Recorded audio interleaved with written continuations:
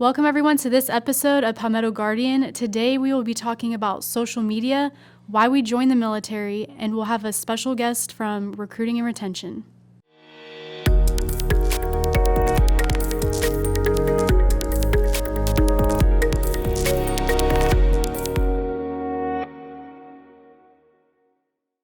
Welcome everyone, I'm Specialist Chelsea Baker. And I'm Specialist David Erskine. So it's the middle of July, the month's almost over. Yep, getting through the summer pretty quickly here. Yeah, have a lot going on, a lot coming up. Been a lot of hot days, a lot of extremely hot days. Yeah, the weather's been very crappy. Yeah, it's been all over the place. Yeah.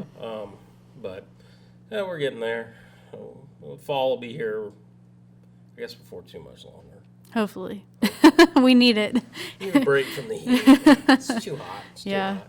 And but it's just one of those things. It's living in South Carolina. That's the way it goes. Yeah. But yeah. So today we're going to be talking about social media, and more importantly, I guess, how it's changed. Affects us. Yeah. Affects us. That's a tough phrase to say. Affects us. Yeah. All right. OPSEC. Yeah. Social media is definitely a big part of our job, and not just our job, but I mean, what the world we live in today. Oh yeah. I mean, social media. There's a generation that has grown up. Mm-hmm. Social media. My 12-year-old, holding the phone, all through the phone. He's like, "Look, Dad, do this," and I'm like, "I don't know. I don't get that. Go turn a wrench or something." But they grow up with it. They're used to it, and it's how they communicate. Mm-hmm. You ask them, "Hey, have you talked to your friend lately?" And they're like, "Yeah, I sent them a DM on Facebook the other day." I don't even think they really use Facebook. They send them an Instagram or a Snapchat. And they're like, and I'm like, no, I just asked you, did you talk to them? But they consider that talking, communication, and they've shared their whole lives on social media, and so there's no boundaries. They don't think about it being public per se. Yeah. And what type of damage that can do. I mean, social media obviously has its good parts. It keeps us connected and lets us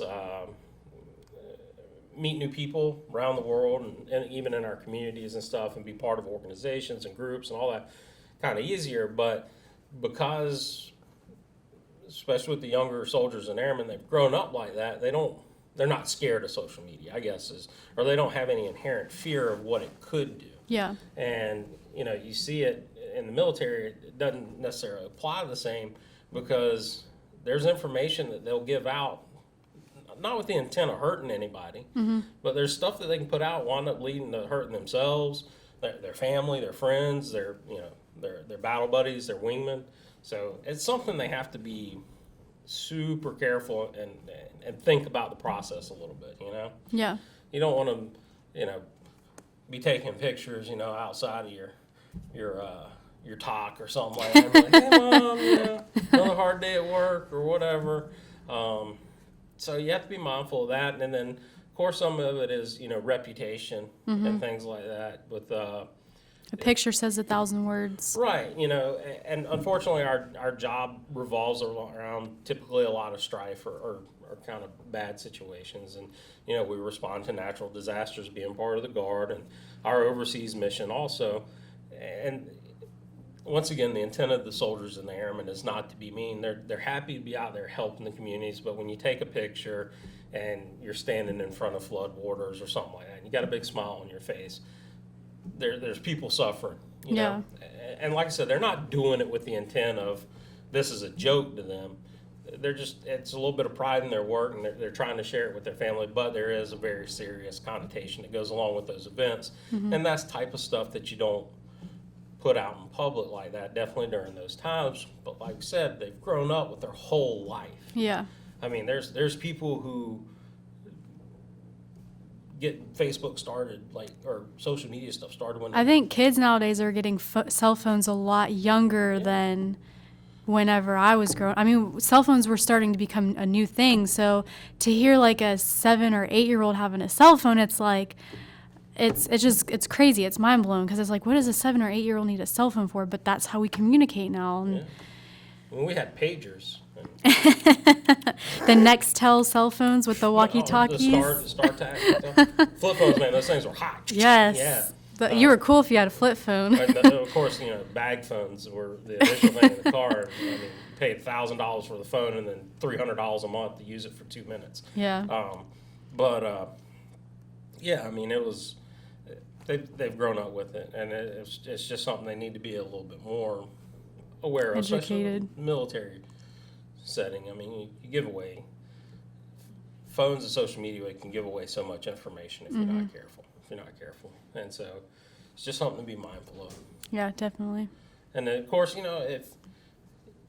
if you don't know, some of the best practices. I mean, that's what public affairs is here for. They, obviously they help write the social media use policy and kind of the correct way to do things. And so, we're here to help answer those questions. If you're gray on something, like, well, is this something I could post or couldn't post?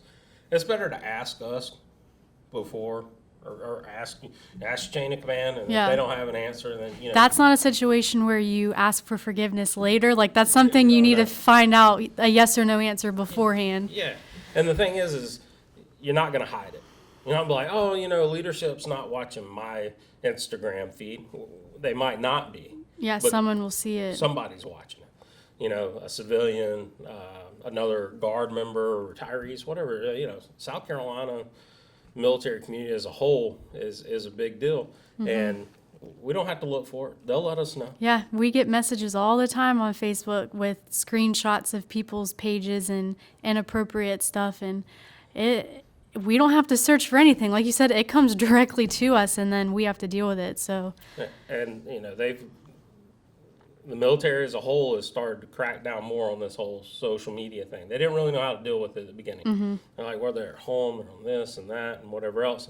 And it's not just the military. Even the private sector has adopted a lot of those. Really, they were the start of the policies when it comes to social media. I mean, there's plenty of companies out there. If you've had a bad day at work and come home and rant on social media, yeah, they'll see it. They'll use it against you. And they'll send you home the next day. Yeah. They'll be like, we appreciate you working here, but we can't have you here anymore. So, I mean, people have lost their jobs over social media posts. So it's just a good thing. Just if you don't know, ask. Don't know, ask. Educate you as well as your family, because I mean, I don't come from a military family, so to them, they might not understand why it's an issue unless it's explained to them. Because when I was deploying, they wanted to know every little thing, and they wanted to post about it. I'm like, look, you guys, that you can't do that. We're not allowed to tell you exactly a time and a date and where we're going to be. And so, I mean, there's reasons why, and some people might just not have the knowledge of those reasons. Right. Once again, the intent is the intent's not negative. Your family just wanted to know, and they want to be able to put it on Facebook to maybe let your cousins or your out-of-state family know, hey, Baker's going on here, and here, and here, and there, and whatever else, and which would be. But when you put it out on social media, now guess who has access to it? Yeah. Everybody. And just because your account's private doesn't mean your information's private, because there's ways to get your information. Listen, there's a whole industry of hackers out there. That's all they do is sit and get information from us. Read a quote several years back or whatever with the explosion of social media. I can't remember if it was FBI or CIA or something like that. It was one of our organizations that does intel type stuff, and they're like, social media is the greatest thing ever invented. Made our job a whole lot easier. They're like, we can tell you what you're having for dinner every day of the week, and when you go to work, your full schedule. Right, because people are just throwing it out there. Yeah. And so, things that we don't consider. Why is that a big deal? Why is it a big deal? I'm going to, a baseball game with 30 people from the military or whatever. Well, it's not really a good thing. Maybe after you're done, you get home like, had a good time at the ball game tonight, me and the platoon or whatever type thing. But it's just not worth it. It's just not worth it. No. So going off of that, we're going to have a guest speaker later talking about some re-enlistment incentives. So we kind of wanted to talk a little bit about why we joined the military, or why we've stayed in the military, I guess, for that reason. Yeah. I mean, so mine's an old tale. We've heard it 1,000 times. boy has amazing job. Boy gets laid off from amazing job. Boy needs money. Boy needs money. Boy finds Air National Guard. That's where I started. I was actually not an advocate for going into the military when I was younger in high school and stuff. It was never anything that was on my books or my plans. I was one of those chosen ones to go to college out of the family. Everybody thought I'd wind up being a doctor, scientist, something weird like that. And I just didn't. Are you sure about that? They were talking about you? Yeah, that's what they said anyway. But I didn't care for college, and I started working. And actually, I cooked and things of that nature. But I was actually working at a factory at the time, and we went through a round of layoffs and got sent home and decided, you know what, Air Guard's hiring. I was like, I really want to go to culinary school and stuff. I'm gonna go be a cook. And so I was on my way to sign up on 9/11, 2001. That's crazy. Yep, I was actually headed to McIntyre Air National Guard Base, now Joint National Guard Base, and they were like, nope, don't come anywhere near the base. Go back home. We will call you. And I said, okay. And so I wound up signing up on October 17th of that year. And by the time I went in, cooks were not a priority. Mm-hmm. Imagine that. They'd switched a lot of their stuff over. And so they gave me some job options. I wound up becoming a cardiopulmonary technician. Wow. That's like a complete 180 from Yeah. a cook. From a cook, yeah. So I went from... So in a way, you kind of went down the doctor route without having to go down the doctor. I still wound up in the medical field. So yeah, I did that, and you know, I guess total.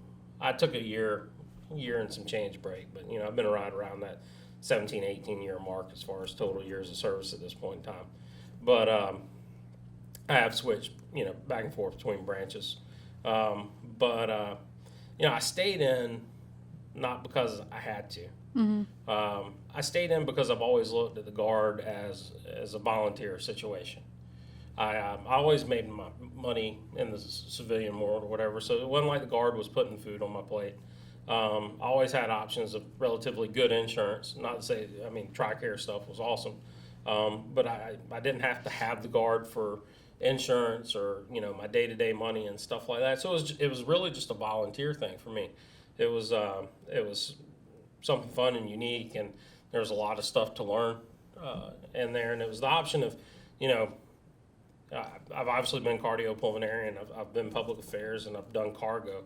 So I've had three very different careers within the military, and that was kind of an appeal also to me. I knew I could, you know, as long as I qualified for it, I could be, you know, cardiopulmonary today, broadcast, you know, by night, change over and do IT one day. You know, it's just always the option to learn something new if you really wanted to. Mm-hmm. And I never felt like I had to be here. And so that was good. And I say that was good because I knew if I showed up on drill weekend, it was because I wanted to be there, not because I had to be there. So that's kind of why I've hung around. I've never felt pressured to have to be here. Yeah. And so yeah, it's just volunteer. I know at any point in time, if I'm really done, I can be done. You know, I don't depend on it as far as my day-to-day stuff. I can sustain, you know, without it. But yeah, it's been. How about you? I feel like we're going down into another story time with Specials Baker, because there's just full of surprises with this one over here. Yeah, hide a lot of stuff. I don't hide stuff. We don't. For our folks listening and watching, you don't tell somebody something. That's the same thing as hiding. But when you don't have you're not on the subject, it's not like how else are you gonna bring up? I tell you all kinds of stuff all the time we're not on the subject of. Yeah, but I don't have stories like you. Like, you've got some pretty good stories. Like, you've lived a good life, sir. Yeah, I've lived a hard life. I'm a worn out old man. Anyway, so let's talk about you and how you got in it. So originally in high school, even middle school, I guess, I wanted to go Air Force active duty and be, I guess, a linguist or an interpreter. And I moved a lot, so I don't like that you're laughing at me right now. I mean, I work with you. I have a hard time picturing the whole linguist thing. But anyway, go ahead. Yeah, it wasn't my cup of tea. I moved a lot. So each school I went to had a different language. And the first year, fine. The second year, my brain just couldn't put the pieces together. So I quickly realized that that would not be a good career path for me. Hopes and dreams crushed at an early age. Yes. So I did ROTC in high school. Junior year, had a little rough patch, and I was like, I'm not about this. I don't want to be in the military. I don't want anything to do with it.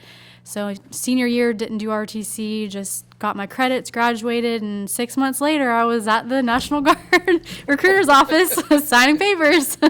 So, I mean, it kind of just, I feel like I didn't realize it until like a couple years of being in that it was always something I was meant to do, whether I realized it or not. Because like you, I didn't join for money for college. I wasn't even thinking about going to college. I just wanted to work and make money, and I didn't do it for like family heritage because I don't come from a military background. So I feel like going through ROTC and having that camaraderie and the closeness that I had with the people in my class, and I was on drill team and all the fun we had, I feel like it was just something I was always going to do. I just didn't realize it until afterwards. And it's the best thing that's ever, or the best choice I ever made, because I wouldn't have experienced everything I have and met the people I have and done the things I've done. And I mean, you got to meet me. I know. I mean, that just made it all worthwhile. And Yeah, the recruiter didn't even tell you about No. this bonus, did he? no, he didn't. That's right. So yeah, that's my story. And I had 2 MOSs, but not complete 180 like yours. But it's all led me here. And like, honestly, this is what I've always wanted to do, and I never thought that I would do it in the military. So here I am. You're welcome. Thank you. Yeah, I'm glad I could help make that dream come true for you. I'm like a little genie or something. Yeah. Just rub me in a bottle and poof, I make a wish happen. Yep, I still got 2 left too, so hey. No, you're not. You're done. This was a big one all by itself. So no more. Well, we'll go check out with our guest today, and maybe he'll have more ways to let us know why we should stay in. Maybe stick he around. has the extra 2 wishes that we Yeah. can talk about. So today we have Sergeant First Class Joseph Glover with Recruiting and Retention Battalion, and he's here to talk to us today about Reenlistment Incentives. So could you explain to us a little bit about what all the new incentives that are out for reenlistment? And Yeah, absolutely. So pretty much what we really want to put out is that NGB pushed down a new incentive to kick off our retention efforts for the rest of the FY. So starting from June 5th to the end of September, if you have your ETS within that timeline, you're eligible for a $20,000 lump sum bonus, paid out one-time lump sum. If you are outside of that window, but it's still within your 365-day extension window, you're still eligible for the $20,000 bonus for a 6-year contract, but it'll be paid out in 2 installments. So you'll get half, 50% up front, and then on the beginning of your 4th year, you'll get the other 50%. So Okay. that's really one of the things we want to really get out, is that lump sum bonus for those that are eligible for that. Yeah, that's a pretty good deal to be able to pick something up. Obviously, retention's a big deal for the military, Absolutely. helping keep our experienced people around. And it's good to see that they're allowing, things like this. But not only with that, I mean, there's other, I guess, benefits or incentives that they have out there for people who are wanting to hang around, do a few more years with us. Absolutely, absolutely. So keeping that experience and keeping those soldiers here definitely helps our efforts in meeting our end strength. So incentivizing them to stay in and remain in really helps. There's a few different other things that they're eligible for. So if they don't want to, quite take that leap and do another 6-year contract, there is a 2-year extension. You have to be MOS qualified, all right, and it's a $4,000 lump sum bonus. So if you're in your first term and you're unsure if you want to fully extend, then there are alternate options, and that's one of them. You extend for 2 years and you get that $4K bonus. So that's one of those are the 2 actual cash bonuses. But then there's additional incentives and benefits that you can get as well. you got the GI Bill kicker for ones who plan on going to school or attending school. You can extend after your third year. You're eligible to extend for that incentive, or you're eligible once you on top of your extension bonus. You can choose one of the kicker, the bonus, or student loan repayment. So that's a $350 kicker.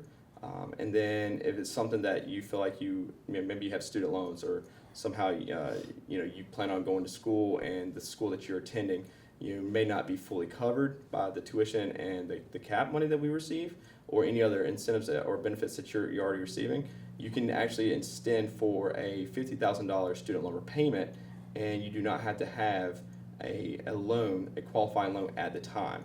So once you do start and you enroll, and then you do have a qualifying loan, 12 months after that loan, 12 months, you can actually start requesting that payoff. For ones that do have pre-existing loans, say you have anywhere from a semester or up to $50,000. All you have to do is you provide us the documentation, and you're eligible for that. So ultimately, you can actually get a $20,000 extension bonus and $50,000 student loan repayment with or without pre-existing loans, worth up to $70,000 to help you out. So that's one thing that's definitely changed, where it used to be where you get one or the other. Mm-hmm. Now you can actually combine it. So whether that's the $20,000 six-year extension with the GI Bill kicker, or the student loan repayment. So Now the 2-year extension $4,000 bonus, is that up until September as well, like the $20,000, or no, that's nope. So the lump sum, the really only difference is if you ETS from now until 30 September, your actual payment of the $20,000 is the only thing that changes. That's going to be a lump sum, one-time payment of the 20 grand. Normally, if like I said before, if you're within your 365-day window, reenlistment window, then you're still eligible for that $20,000 bonus. But anything after 30 September will be paid out in 2 installments. So a 50% installment initially, and then on the 4th year, it will be that additional 50%. So. Yeah, and from what I can tell, I mean, I've been around a little bit military, but these are some pretty strong incentives that they're bringing to the table, because this stuff, changes from time to time. But it really does seem like they got a really good package, especially the education benefit type stuff with the kicker bill and the student loan repayment. Now, as it goes in the Guard and any military service, you got units and MOSs that people just like. That's where they go. Absolutely. They get full, they get flooded, they got excess people floating around. And then on the other hand, you got MOSs where there's not a whole lot of people. Either they don't know about it, or it's stuff that people don't generally think about doing. Okay. But is there any benefit for those folks that are out there that are in these kind of flooded that maybe can't get promoted and stuff like that, to look at changing to I guess one of these less filled MOS Absolutely. areas? So we do have an MOS conversion bonus. So if you are, say if you're sitting in an excess position, you have to either transfer or agree to fill an MOS within the state that's at 90% strength or less. And if you do so, once you become MOS qualified, that's when you will receive that $4,000. It's actually a $4,000 lump sum bonus.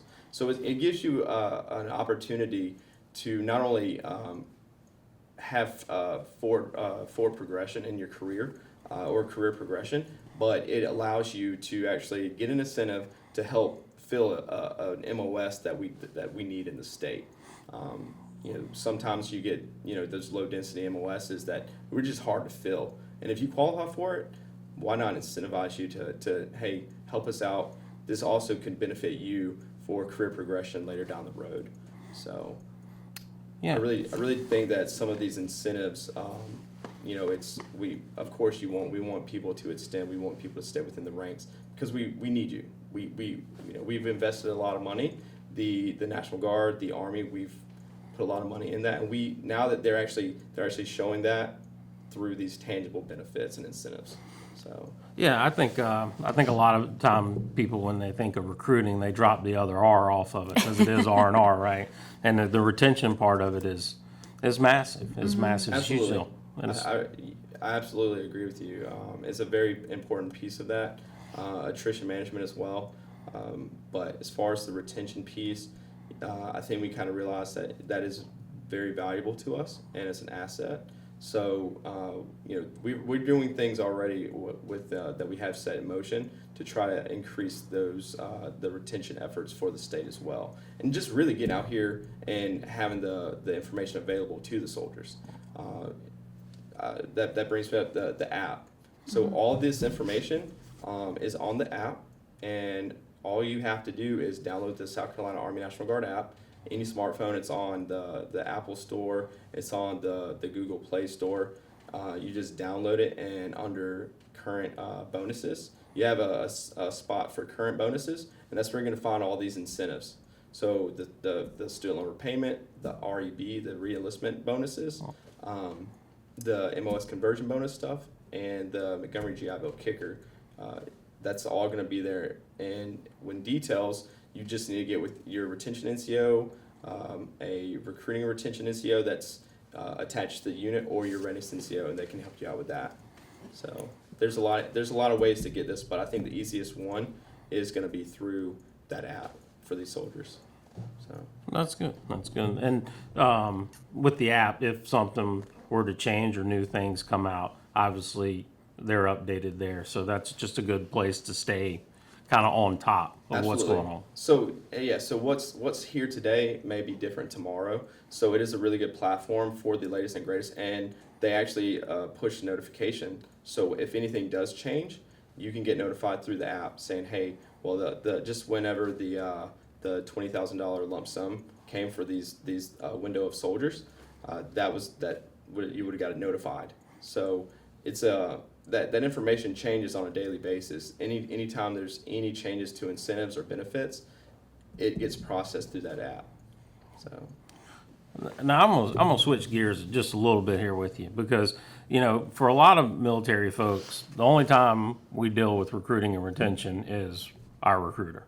Absolutely. First time in, some guy, some woman, lady, telling us all the greatest and do all this mass amount of paperwork, and we sign them, and then that's it, and we're done. We sail off into our careers. But recruiting and retention does a lot in the background of things. And if you got a minute, could you just kind of give us, it doesn't have to be overly detailed, but just kind of a brief overview of kind of all the moving parts of recruiting and retention and how y'all are spread out through the state and stuff. okay, so yeah, there's a lot of things we do behind the scenes as far as actually getting someone in the National Guard. But just like you said, we do have that retention piece as well. So there's efforts of we're a young force in recruiting right now. We got a lot of brand new people, a lot of brand new faces, and a lot of motivated people out there. So just getting them up to speed on everything they need to know on all three tenets of strength maintenance. As far as recruiting goes, they want to whenever you're, I know the whole stereotypical my recruiter lied or whatever, Right. but that's really not true. Our guard soldiers and our guard recruiters are a lot different than some of these our counterparts on active duty. Not bashing them at all. Yeah. They do a fine job. One team, one fight. But I really think that what sets us apart is the fact that our recruiters they care. They care about what they're doing. They care about the people that we're enlisting, and they had to follow through. If you're doing this thing the right way, you're going to have, regardless if you recruit for 3 years, if you recruit for 10 years, you're always going to be that neutral person where your recruit can come back to you and say, hey, I'm getting told this. Can you help me out with this? Can you help me do my my education requests, my tuition assistance paperwork? I know so many recruiters that take additional time on the weekends that go to their unit drills, help soldiers out, help them doing their CAP applications for the education incentives that are done through the state, helping them submit college applications. Just all kind of stuff that we don't really see. That it's almost like the service after the sale. Hey, let me take care of you, and that's what we want. And that's that's what we want to get across, that hey, we're not just here today, gone tomorrow. We're here for you throughout your entire career. If you have any questions, we can definitely be there to help you out. So Yeah, and the National Guard brings and this is always true. The National Guard in general, this uniqueness is the recruiters aren't recruiting in, say, Arizona or something like that, and their next duty station is going to be in Alaska.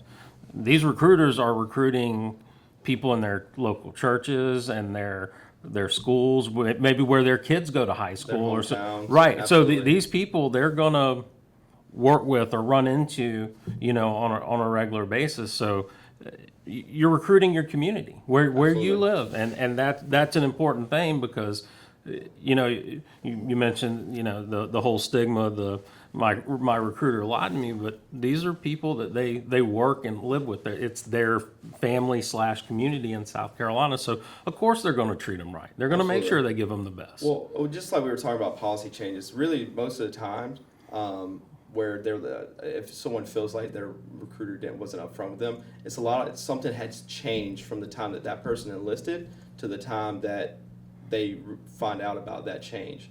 So, me personally, I actually, when I came back, I enlisted. I had a $6,000 bonus, and then when I get back from AIT, it's $20,000 bonus. So I had questions. I wasn't gonna say, oh, my recruiter, lied to me, because the policy changed. Right. A lot of times, it's really just knowing, hey, did this policy change, and being able to show that. Right. So, I really think that's where the misconception comes from. It's just they don't understand the process of it or how the policy changes so rapidly, because it's an ever-changing environment for us. And that's a good point for younger soldiers or new soldiers coming in, and even some of the soldiers are a little bit longer in the tooth. When you're doing these things, call and ask questions. I mean, that's what the resource is there for. Absolutely. If you got a Absolutely. question, like you said, you went to AIT or whatever, and you get back, hey, you call, say, hey, listen, is this changed? Was there a new policy? And you find out that information and you move from there. But that's a large part of what y'all do and provide. And I think the new soldiers and the soldiers that have been in, airmen also for their side of the house, you got to look at recruiting and retention as a resource. Y'all have mass amounts of information. There's no reason not to use it. Absolutely. So, well, we hope with recruiting, and I actually talked to y'all's marketing section folks the other day. We're hoping recruiting to maybe get y'all on here on a little bit more regular basis, Absolutely. and put out more information and help y'all with that, because there's all kinds of stuff to talk about. Critical needs, MOSs, y'all not even getting into the fact all the community events y'all do, and school visits and football games and banners and all the local recruiters in the area. We could do show after show on y'all. I think it's a very positive platform, another tool for them, another way that they can see and get information. And I think information is key, especially the newer soldiers, just understanding what the Guard mission is. Some of these guys, from the time that they're recruited to the time that they're in 12, 18 months, they really may not know exactly what their mission is and see the big picture of it. And going back to 2015, when we responded to the 1,000-year floods, that's the big mission. That's why we do the things we do. That's why they may not understand it right now, but as they mature as soldiers, they're like, okay, this is why we're doing the things that we have to do. Driving vehicles up and down the road, making sure our maintenance and stuff, doing PMCS, stuff like that. That's the big picture that they may not understand. So giving them that information, showing them, and once they actually, if you live it and you're called up for that duty, then you really, really do understand, okay, this is why we do this. Some of those soldiers that are in that window who've never had to go through that, this could be a platform to say, hey, yeah, this is the big picture. This is what we're here for. And that's really, I think this is a good platform that we can push that out to these younger soldiers. So, well, good deal.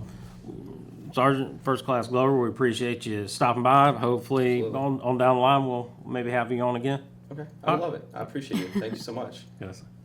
So I'm glad that Sergeant First Class Glover was able to come in and talk to us about the new reenlistment incentives that are going on right now.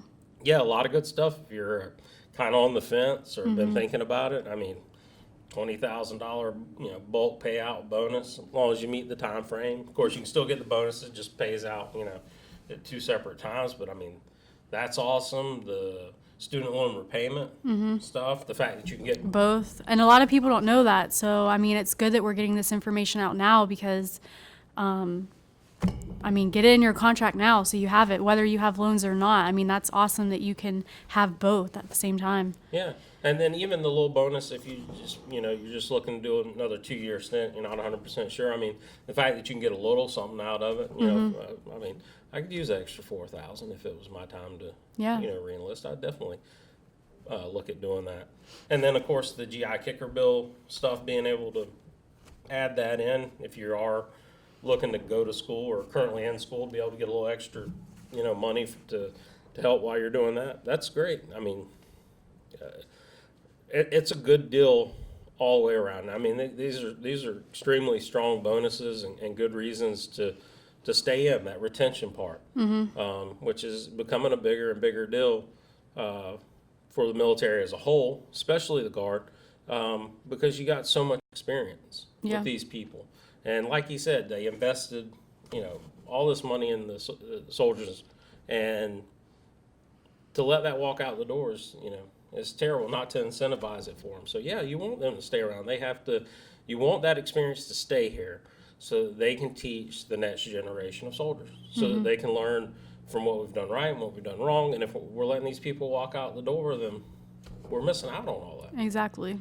So, I hope anybody that, hears this, like I said, if you've been thinking about it, maybe not, maybe this is enough to get them to hang around, a little bit longer and be able to, like I said, make the force better, because that's what it's all about. Yeah.